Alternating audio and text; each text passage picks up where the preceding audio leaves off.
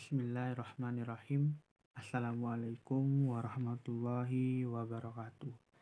Alhamdulillahirabbil alamin wassalatu wassalamu ala asrofil anbiya'i wal mursalin wa ala alihi wa sahbihi rasulillahi ajma'in amma ba'du.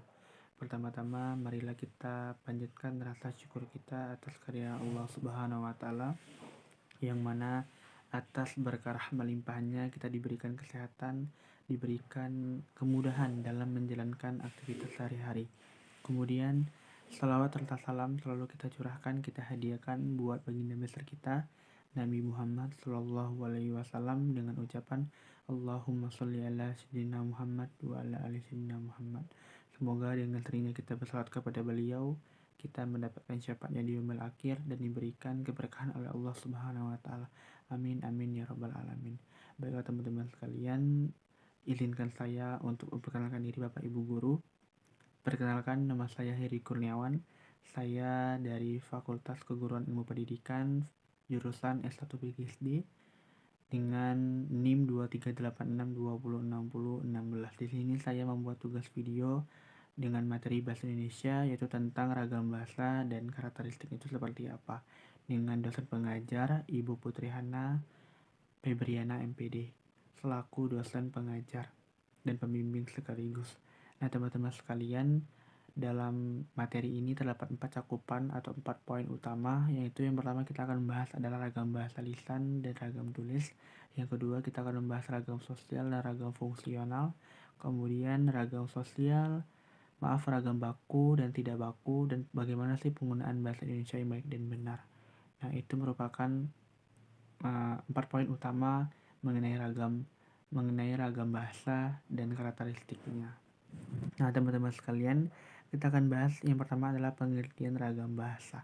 Ragam bahasa adalah variasi bahasa yang terjadi karena pemakaian bahasa teman-teman sekalian.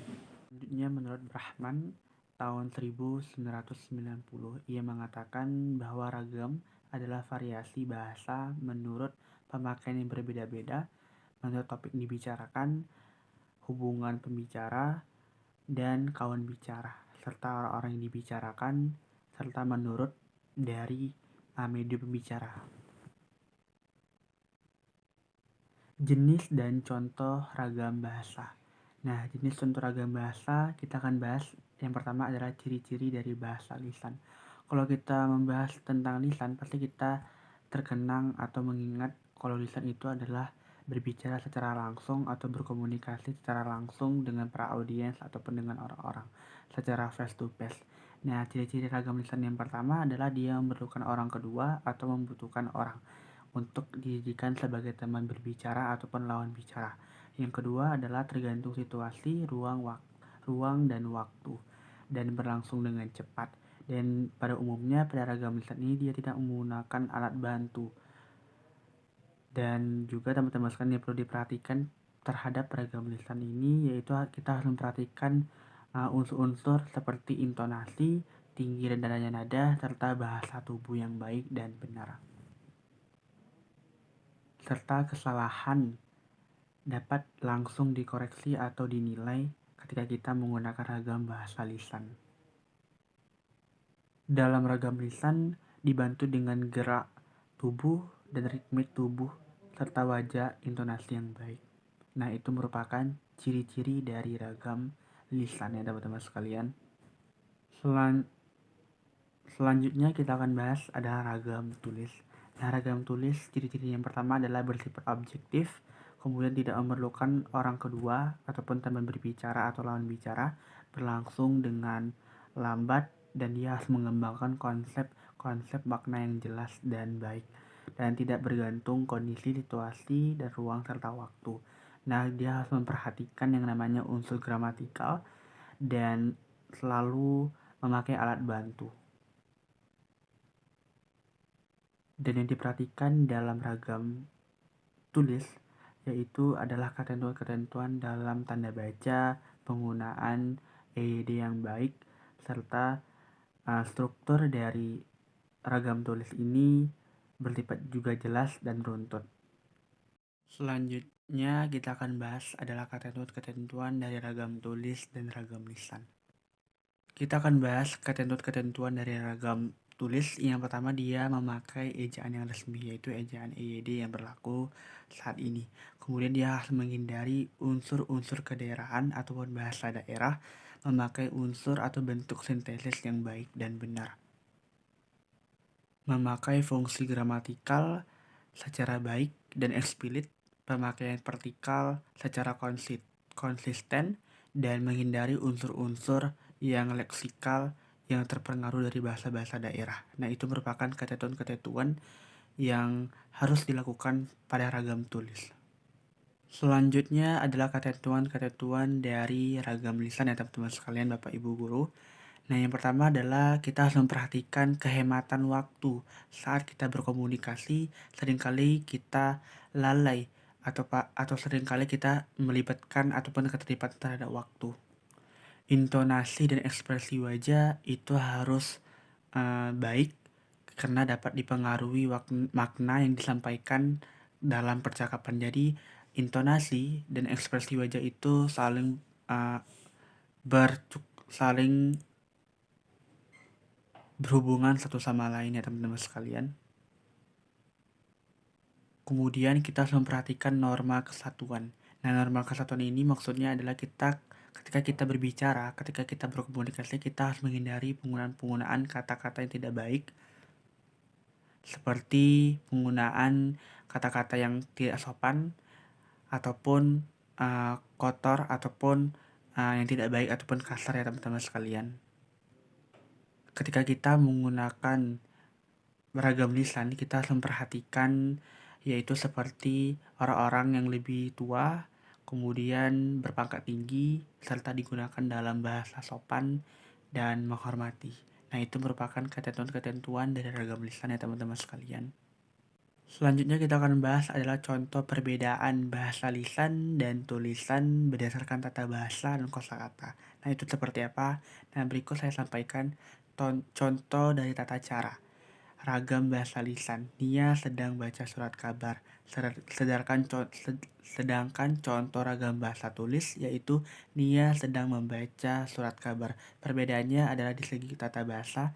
Pada bahasa lisan ia menggunakan kata baca, sedangkan kata bahasa tulis itu dia menggunakan kata membaca. Nah, itu perbedaan ragam bahasa lisan dengan tulis di segi tata bahasa. Selanjutnya di segi kosakata teman-teman sekalian, pada ragam bahasa lisan itu contohnya kita harus bikin karya tulis.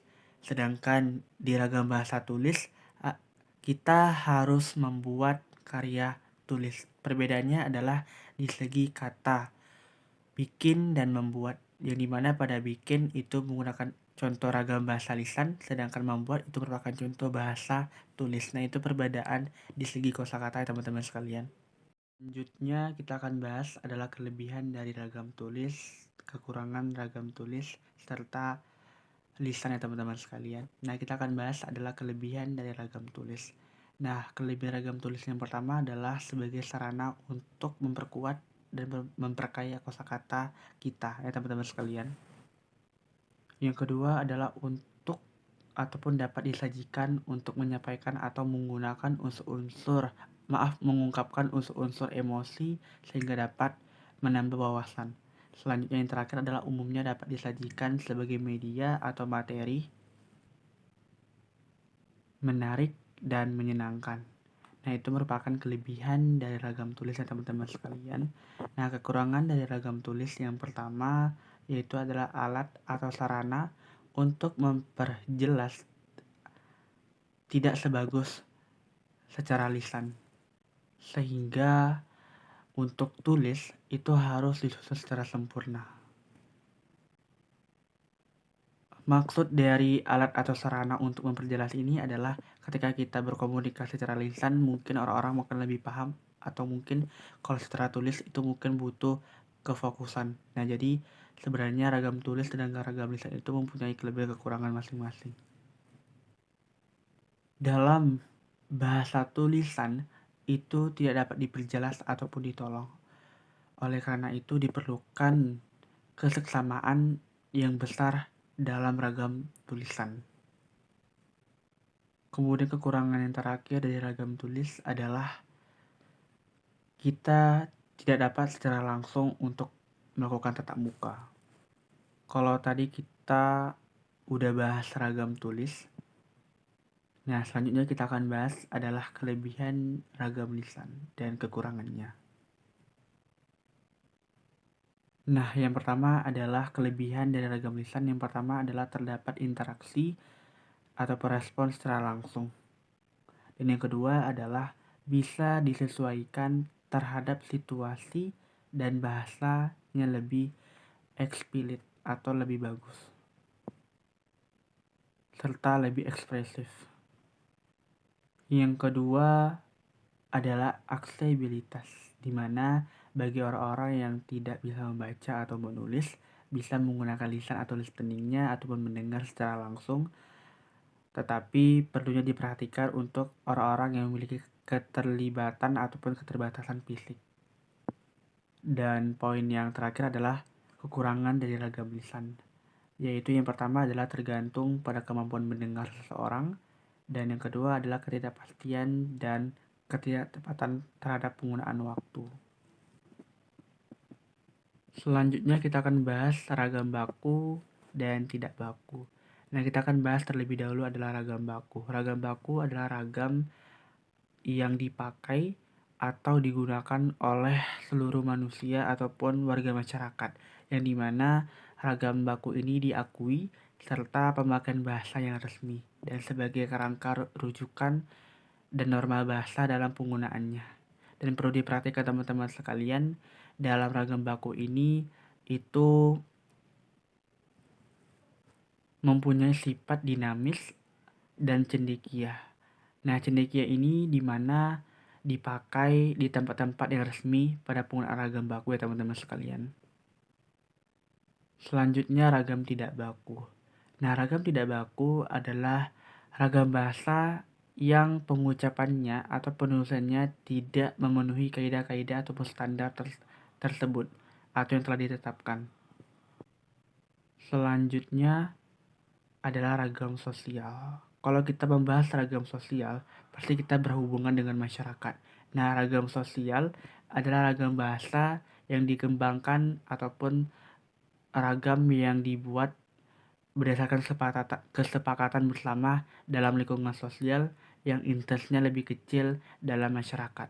Nah, selanjutnya ragam fungsional. Ragam fungsional adalah ragam bahasa yang dikaitkan dengan profesi seseorang ataupun pekerjaan seseorang, lembaga, lingkungan kerja, ataupun kegiatan-kegiatan lainnya. Nah, ternyata fungsi dari ragam fungsional ternyata punya makna, yaitu ternyata diantaranya memberikan penjelasan-penjelasan terhadap masyarakat umum mengenai istilah-istilah yang digunakan oleh masing-masing pihak ataupun profesi. Dan selanjutnya yang terakhir, poin terakhir adalah bahasa Indonesia yang baik dan benar itu seperti apa. Yang pertama, kita menggunakan kaidah-kaidah yang berlaku baik itu secara lisan maupun tulisan, menggunakan ejaan yang resmi ataupun ejaan yang EYD. Dan yang paling penting, bahasa Indonesia yang benar itu adalah kita selalu berlatih atau biasakan banyak membaca, menulis, dan mengaplikasikan ataupun melaksanakannya. Nah, itu merupakan hal yang terpenting dalam Indonesia yang baik dan menggunakan bahasa Indonesia yang baik dan benar. Kemudian menghindari unsur-unsur kedaerahan atau bahasa daerah ketika kita menggunakan bahasa Indonesia. Selalu menghindari tata bahasa yang tidak baik, seperti kalimat-kalimat yang menyinggung, penggunaan kata yang kasar ataupun tidak sopan. Gunakan ejaan-ejaan yang baik serta aturan-aturan yang berlaku. Dan yang terakhir dari saya adalah penggunaan kata yang baik. Maksud dari penggunaan kata yang baik ini adalah ketika kita menggunakan bahasa yang baik, tolong jangan berbelit-belit ketika berkomunikasi ataupun berbolak-balik. Mungkin hanya itu bisa saya sampaikan, lebih dan kurang saya mohon maaf. Apabila ada kesalahan kekurangan, mohon dimaafkan. Wabillahi taufiq wal hidayah. Wassalamualaikum warahmatullahi wabarakatuh. Dan terima kasih.